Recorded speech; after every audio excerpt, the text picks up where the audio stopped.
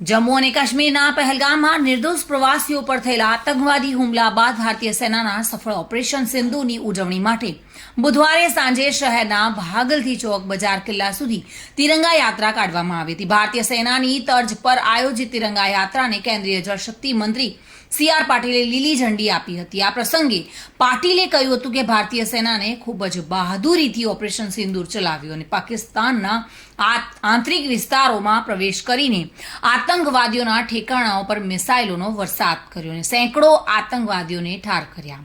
Operation સિંદૂર ભારતના લોકોની ભાવનાનું પ્રતિબિંબ છે. આતંકવાદીઓ માટે આશ્રય સ્થાન એવા પાકિસ્તાન પર હુમલો કરીને ભારતીય સેનાએ વિશ્વને તેની અપાર શક્તિ અને ક્ષમતાનો પરિચય કરાવ્યો છે. મોટી સંખ્યામાં લોકોએ તિરંગા યાત્રામાં ભાગ લીધો હતો અને ભારત માતા કી જય, વંદે માતરમના નારાઓથી ગગન ચુંબી અવાજ જોવા મળ્યો હતો.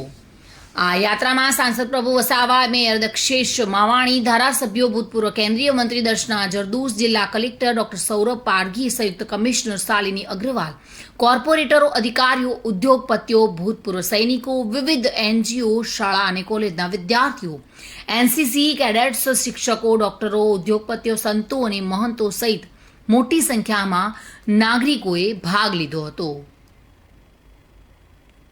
સુનિલ ગાંજાવાલા સાથે bureau report, today Gujarati news.